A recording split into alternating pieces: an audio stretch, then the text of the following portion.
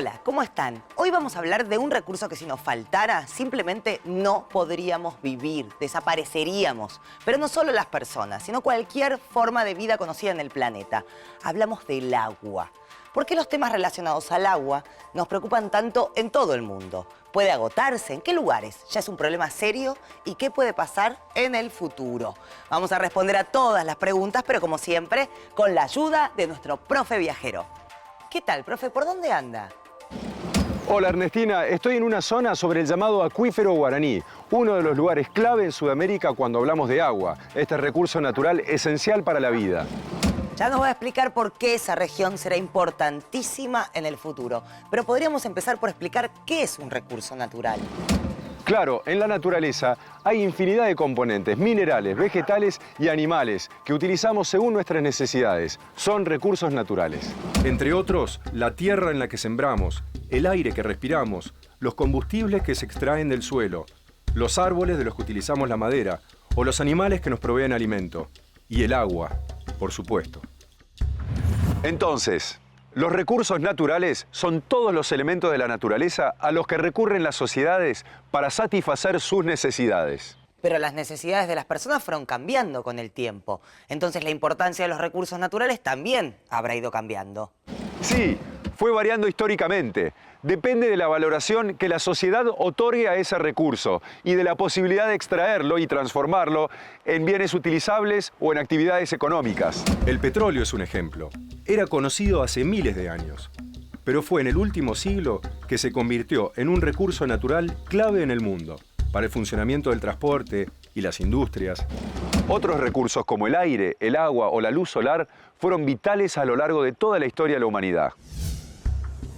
Las plantas, los animales, las personas, todos necesitamos agua para vivir. Pensemos juntos en algunos usos que le damos al agua. El agua es vital como bebida, pero también es fundamental para nuestra higiene, para la limpieza en cualquier ámbito, para cocinar alimentos, para el riego, la fabricación de bienes y la generación de energía. Basta con mirar el globo terráqueo para ver la cantidad de agua que hay en el planeta. Entonces, ¿podemos decir que nunca va a agotarse, profe? Se suele considerar que el agua es un recurso inagotable. Sin embargo, hay un debate muy profundo en todo el mundo sobre cuestiones ambientales en torno al uso del agua. Si bien la cantidad de agua que existe en el planeta no va a desaparecer, lo que ocurre en algunas regiones es que hay una reducción de la disponibilidad de agua potable. Y en otras zonas es imposible encontrar agua de ninguna clase. Bueno, el agua es un recurso escaso, atento a que todos los factores de desarrollo humano, sociales, productivos, necesita del recurso agua. El agua no es algo infinito, sino que es finito, se produce anualmente y posteriormente se deja de utilizar. Por lo tanto, es un recurso a valorar como los otros recursos naturales y cambiar esta filosofía de muchos años atrás de no considerar el recurso natural como un recurso escaso, sino considerarlo infinito. Y no solo los recursos naturales se acaban, sino que además se deterioran o salen de circulación por la calidad que tienen. Entonces, es fundamental conocer la distribución del agua en el mundo y cuáles son las posibilidades de acceder a ella. Enseguida vamos a verlo, porque de eso depende el futuro de millones de personas en este planeta. ¿A qué llamamos recursos naturales? Son todos los elementos de la naturaleza a los que recurren las sociedades para satisfacer sus necesidades. Por ejemplo, tierra, aire, agua, combustibles, árboles y animales. Es fundamental conocer la distribución de agua en el mundo y las posibilidades de acceder a ella. Ya vimos que todas las sociedades necesitan disponer de suficiente cantidad de agua para una serie de usos. El personal, el agrícola, el industrial. Pero un punto clave es la calidad del agua para cada uno de esos usos. Sí, la calidad es importantísima, pero no solo para beberla, que es en lo primero que pensamos. En la industria hidroeléctrica, por ejemplo, el agua no debe contener sedimentos o vegetación acuática, porque esto podría dañar a las turbinas. En calderas de vapor y otros usos industriales, el agua también debe cumplir ciertas características. Lo mismo que para el riego. Y tengamos en cuenta que aproximadamente el 80% del agua que se consume en el mundo se destina a lo que vemos aquí, el uso agrícola. Por ejemplo, ¿saben cuántos litros de agua se necesitan para cultivar solo 1 kilo de café? ¿Podríamos tirar una cifra, profe, por favor? Desde que se planta hasta que se cosecha, supongo que muchísimos, pero... Veamos estos datos que encontré, porque yo creo que nos van a sorprender a todos. Para cultivar solo 1 kilo de café, se necesitan 20.000 litros de agua. Para producir una hamburguesa, 11.000 litros. 1 kilo de queso demanda 5.000 litros de agua. Para obtener una remera de algodón se usan alrededor de 7.000. En la producción de 1 kilo de azúcar se emplean 3.000 litros. Y para lograr 1 litro de leche, entre 2.000 y 4.000 litros. Sorprendente, ¿no? Y pensar que para hacer este programa, con un vasito nos arreglamos. Tal vez sea un poco más que un vasito. Se calcula que una persona necesita tomar entre 1 y 7 litros de agua por día.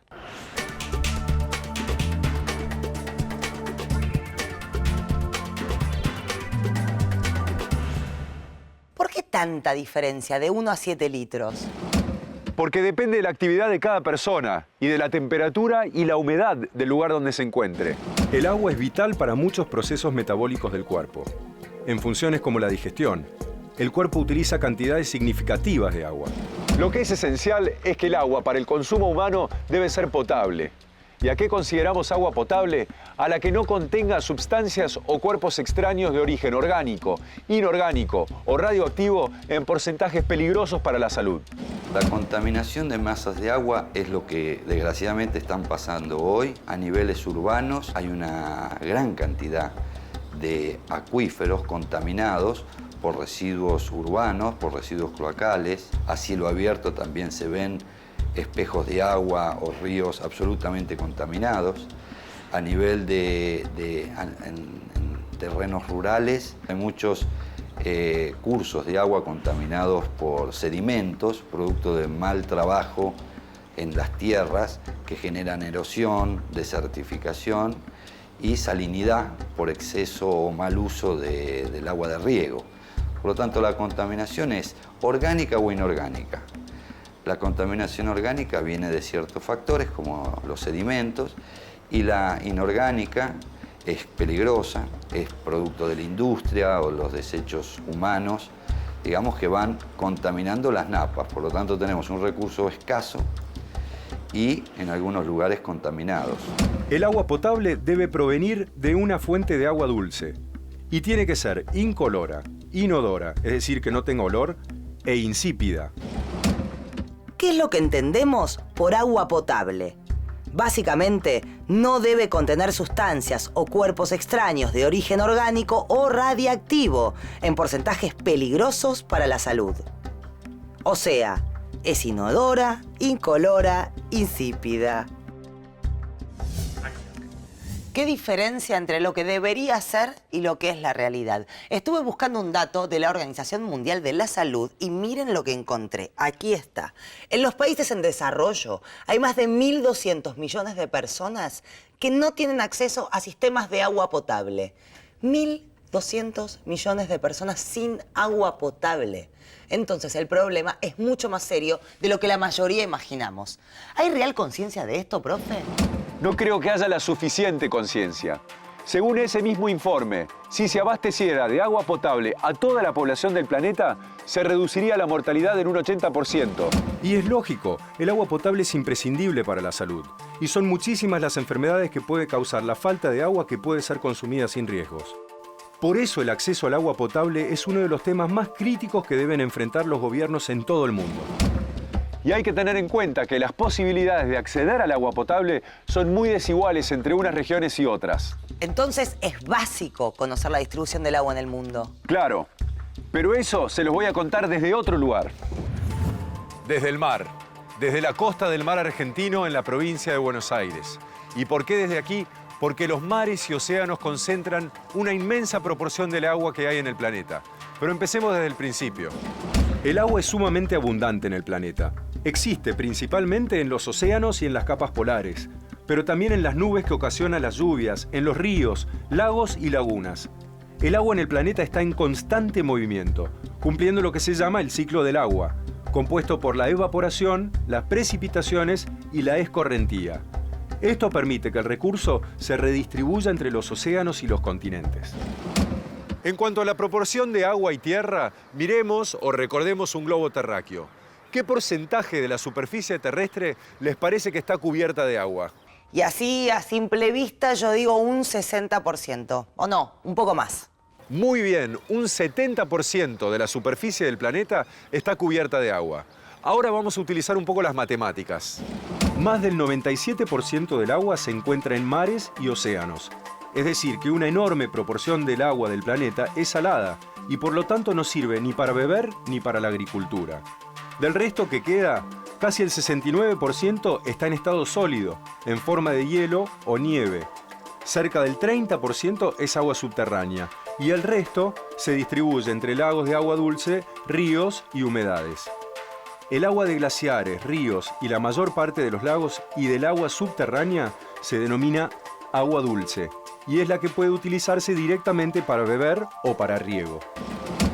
Es decir, que aunque en el planeta existen aproximadamente 1.400 millones de kilómetros cúbicos de agua, solo el 2,5% es agua dulce y la mayor parte se encuentra o en forma de hielo o en depósitos subterráneos de muy difícil acceso. Entonces la proporción de agua realmente disponible para el consumo es bajísima. Sí, recordemos esta cifra. Solo el 0,01% del agua del planeta está disponible para el consumo humano. ¿Y cómo es el tema de las lluvias? ¿Cómo se distribuyen? Bueno, hay zonas con abundantes precipitaciones y otras donde las lluvias son muy escasas o inexistentes. Aproximadamente la quinta parte del planeta está compuesta por terreno árido o desértico. El desierto más extenso del mundo es el del Sahara, en el norte de África, y el considerado más árido del mundo es el de Atacama, en el norte de Chile. En estas regiones la escasez de agua puede ser total, por la casi total ausencia de lluvias. En lugares como estos se recurre a aguas profundas o a ríos que provienen de otras zonas. En Argentina, el 66% del territorio es árido o semiárido, es decir, con muy escasas precipitaciones. En otras zonas se producen lluvias abundantes, especialmente en la cuenca del Plata, donde cae el 85% de las precipitaciones.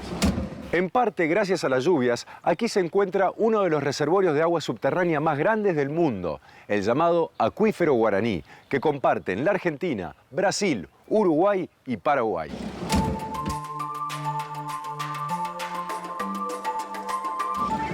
El acuífero Guaraní ocupa casi 1.200.000 kilómetros cuadrados. Tal vez así no te dice nada el número, pero imagínate que es una superficie tan grande como la de España, Francia y Portugal juntos. ¿Es cierto que esa zona será tan importante en un futuro no muy lejano? En la medida que aumenten las dificultades para acceder al agua de ríos y lagunas, todos los acuíferos se convertirán en recursos fundamentales. Y pensemos en las dimensiones que tiene este, que comparten los 4 países. En otras regiones del mundo, estos depósitos de agua subterránea que proceden de la lluvia son la única fuente de agua potable. Algunos, cuando circulan bajo tierra, forman sistemas de cuevas y galerías.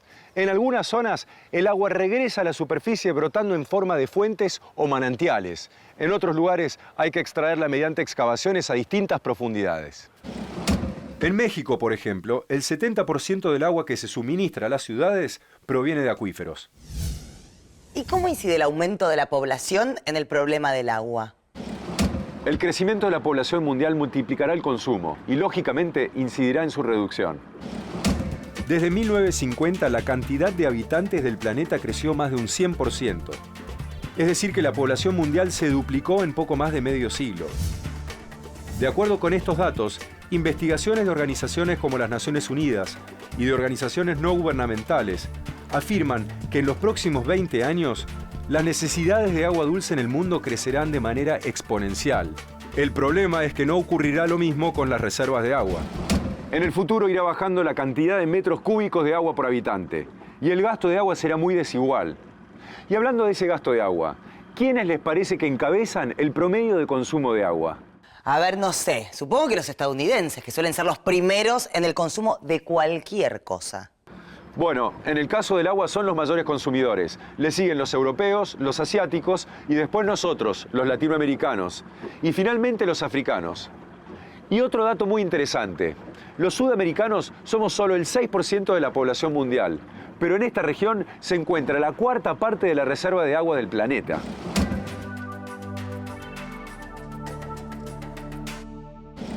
La situación inversa es la de Asia. El continente tiene 1/3 de las reservas de agua, que parecería una buena proporción. El problema es que Asia concentra el 60% de la población mundial. En las próximas décadas se dispondrá de buenas reservas de agua en América del Sur, Canadá, Alaska, el norte de Europa, el África Central, Rusia y Oceanía. El resto del mundo, incluidos México, Estados Unidos y China, tendrá serias dificultades para obtener este recurso. Hay varios factores que inciden en la crisis actual del agua en el mundo. Vamos a empezar a contarlos. La tala de bosques, la desecación de pantanos y ciénagas, el crecimiento indiscriminado de las urbanizaciones y el fenómeno que conocemos como calentamiento global del planeta. Pero vamos a detenernos en uno que disminuye la cantidad de agua potable en muchas partes del mundo: la contaminación.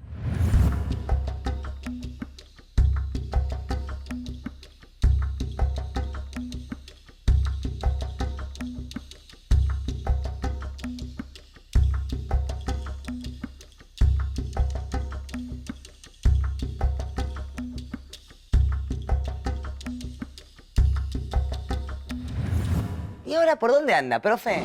Justamente para hablar de contaminación, estoy ante las aguas más contaminadas de la Argentina, las del Riachuelo.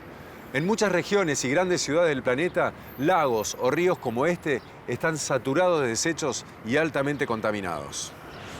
Las fuentes contaminantes pueden ser muchas y en ocasiones varias combinadas. Basura doméstica, aguas residuales, pesticidas, herbicidas, abonos y otros productos químicos sumamente peligrosos, residuos radioactivos, bacterias, desechos industriales y médicos, entre otros, contaminan cada vez más los ríos y las capas subterráneas.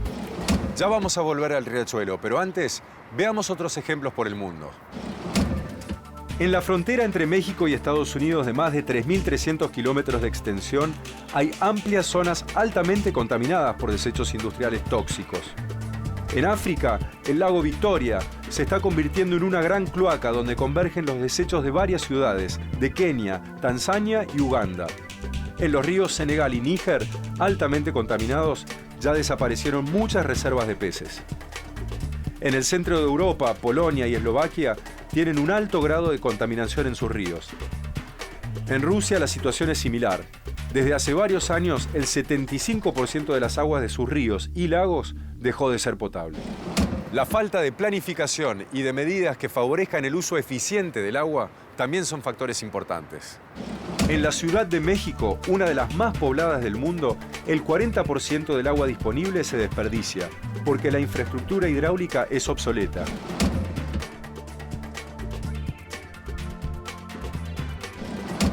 Me acordé de otro ejemplo increíble, el del mar Aral en Asia. Este es un mar interior, como un gigantesco lago, donde desembocaban dos ríos importantes. El problema fue que las aguas de esos ríos fueron desviadas y utilizadas casi por completo para el riego de cultivos. Su caudal casi dejó de llegar al mar, que perdió el 80% de su volumen de agua. En el 20% que queda, desaparecieron los peces y, lógicamente, la industria de la pesca y, con esta, varias poblaciones. ¿Y cómo se puede llegar a estos casos, profe? Por lo que estábamos hablando, por no medir las consecuencias de ciertas acciones, por no planificar ni tomar medidas como tampoco se hizo acá, por décadas. En el caso del mar Aral hubo otros efectos. Hoy, el mar es 10 veces más salado que al principio del siglo XX. Bajó tanto el agua que está dividido en dos partes, y en la región se producen tormentas de sal y polvo que el viento arrastra de las zonas en donde el mar se secó. Disponer de agua potable es vital, pero también su distribución es clave. Enseguida vamos a ver una contradicción de las grandes ciudades. Como Buenos Aires, una ciudad frente al río más ancho del mundo, tiene a millones de personas con problemas relacionados con el agua. Y también qué podría hacerse en muchos lugares del mundo para tener más agua disponible y para mejorar el acceso de la población a este recurso.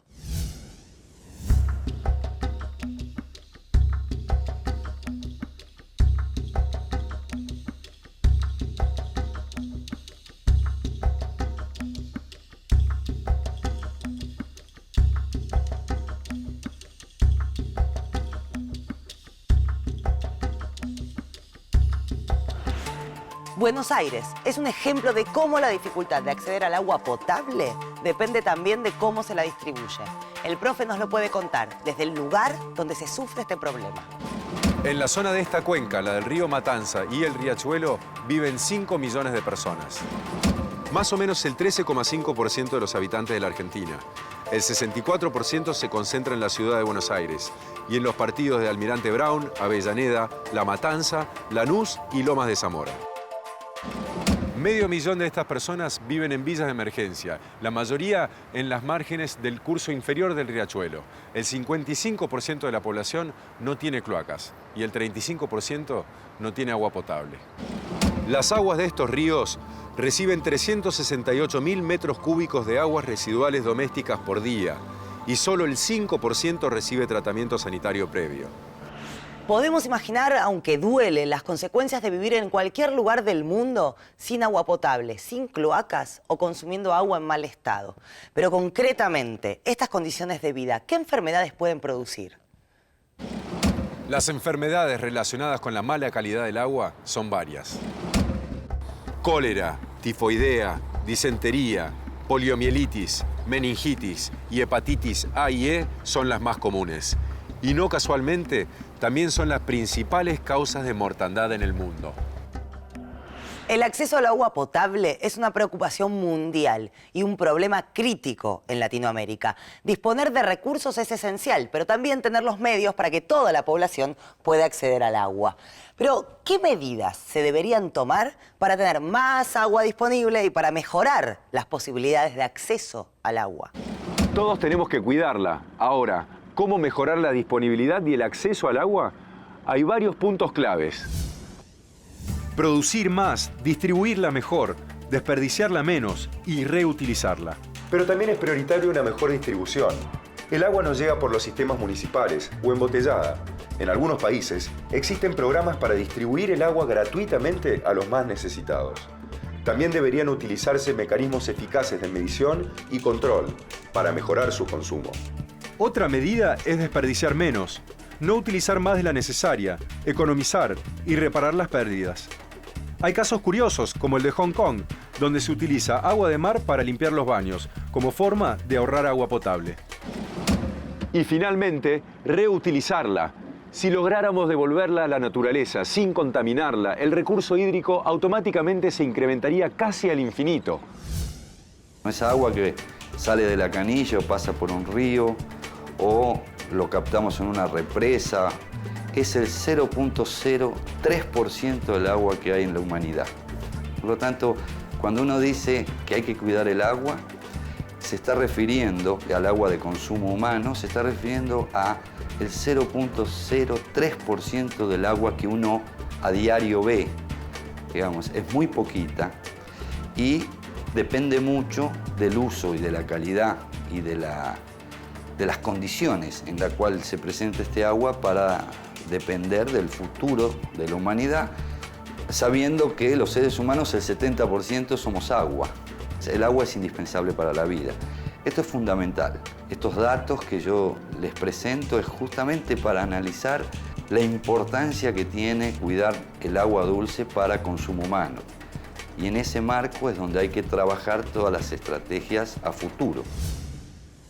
Sobre la crisis del agua hay grandes responsabilidades que estarán asumiendo o que deberían asumir los gobiernos del mundo. Pero sobre todo, cada uno de nosotros tenemos que ser responsables. Si pensamos que 1.200 millones de personas no tienen acceso a algo tan simple como esto, un vaso de agua potable, los que sí lo tenemos, lo mínimo que podemos hacer es cuidarla. No es exagerado decir que de este recurso depende nuestra vida. Y algo mucho más importante, el futuro de muchísimas más. Chau.